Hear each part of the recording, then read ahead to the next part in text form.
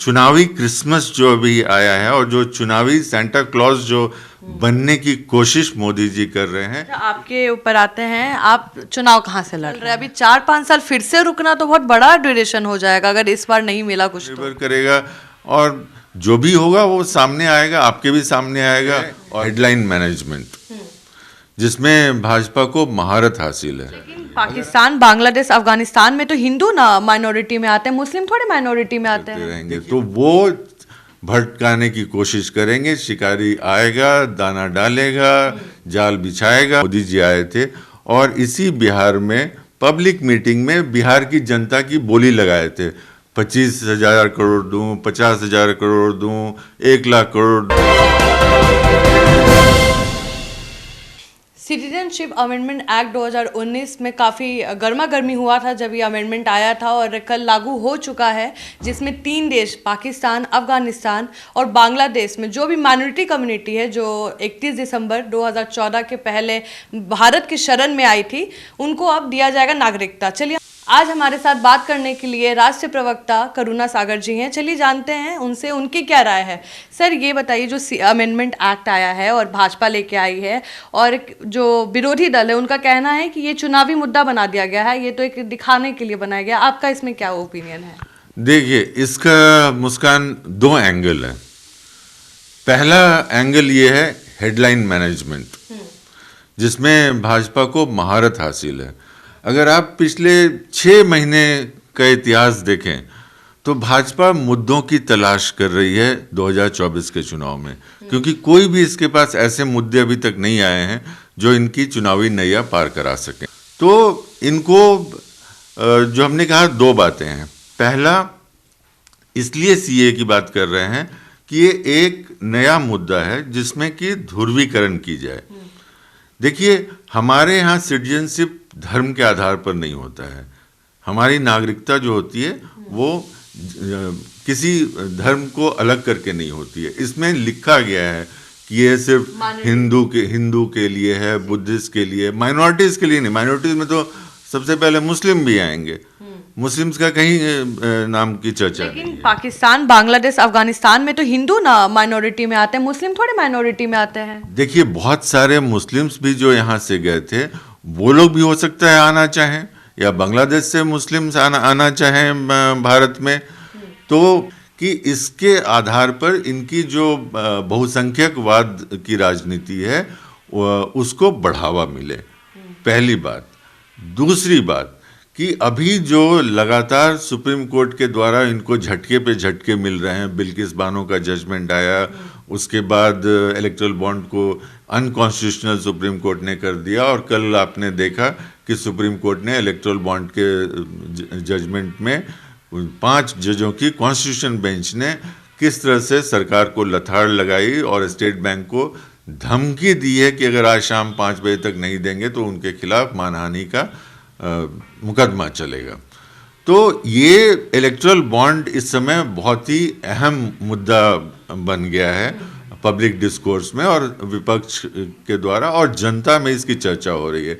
तो उसको हटाने के लिए बॉन्ड के बारे में डिस्कशन कम हो, ये मुद्दा रोटी का मुद्दा है, जो नौकरी का मुद्दा है, जो रोजगार का मुद्दा है, जो स्वास्थ्य का मुद्दा है, शिक्षा का मुद्दा है, महंगाई का मुद्दा है, गरीबी का मुद्दा है।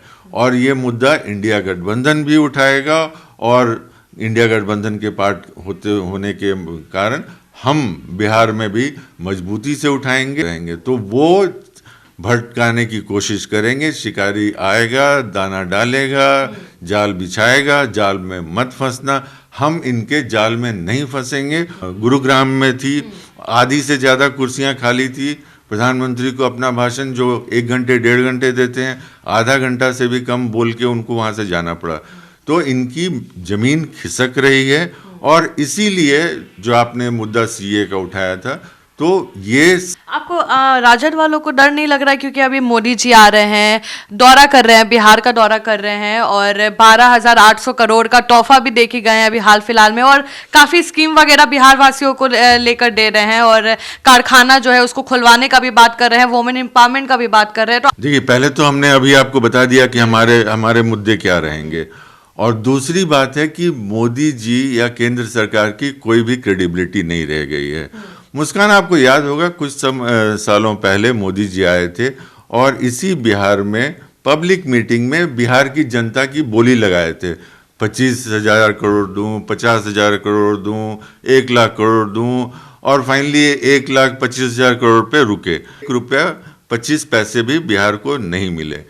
तो ये जो सांता क्लॉज बनने की कोशिश कर रहे हैं ना, तो ये जो चुनावी क्रिसमस जो अभी आया है और जो चुनावी सांता क्लॉज जो बनने की कोशिश मोदी जी कर रहे हैं, ताकि सूरत में, मुंबई में, चेन्नई में फैक्ट्रियां चलें, वहाँ मकान बने, वहाँ रोड बने, और उसके लिए सस्ता मजदूर चाहिए, चाहे यहाँ का मजदूर जाके पंजाब में खेती करे। तो इसलिए बिहार में नौकरी नहीं हो, रोजगार की व्यवस्था नहीं हो, किसी भी तरह की कोई इंडस्ट्री नहीं है, बिहार के युवाओं को बिहार में इस तरह से मजबूर कर दिया जाए ताकि उन्हें बाहर के राज्यों में, विकसित राज्यों में जाकर अपने रोजी रोटी के लिए कम पैसे पर नौकरी करने को मजबूर होना पड़े। और ये साजिश भाजपा की रही है देश के पूंजीपतियों के साथ मिलकर, और उनका मोहरा का काम नीतीश कुमार जी ने किया है। अच्छा, आपके ऊपर आते हैं, आप चुनाव कहाँ से लड़ रहे हैं? नहीं, चुनाव लड़ने की बात तो देखिए, अभी तो आपको पता है सभी पार्टियों में सीटों की चर्चा चल रही है, सीटों की चर्चा होगी, उसके बाद कौन सी पार्टी किस जगह से चुनाव लड़ेगी, उसके बाद पार्टियां कैंडिडेट डिसाइड करेंगी। आपका मन कहाँ से है चुनाव लड़ने का? नहीं, मेरे मन की कोई बात नहीं। देखिए, मैं राष्ट्रीय प्रवक्ता हूं और इसीलिए मुस्कान आपसे बात कर रहा हूं।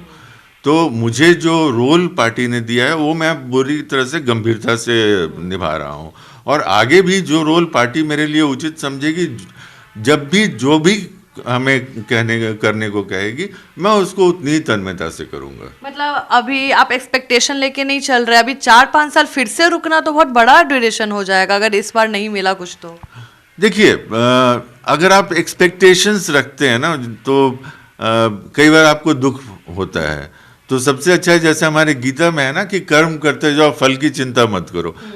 मुझे जो कर्म अभी मिला है मैं कर रहा हूँ, आगे भविष्य में क्या होगा ये काल निर्भर करेगा, हमारा नेतृत्व निर्भर करेगा, और जो भी होगा वो सामने आएगा, आपके भी सामने आएगा।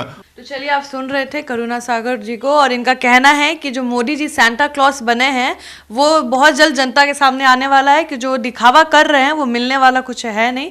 और तब तक के लिए आप भी अपना ओपिनियन दे सकते हैं, तब तक के लिए बने रहे, धन्यवाद।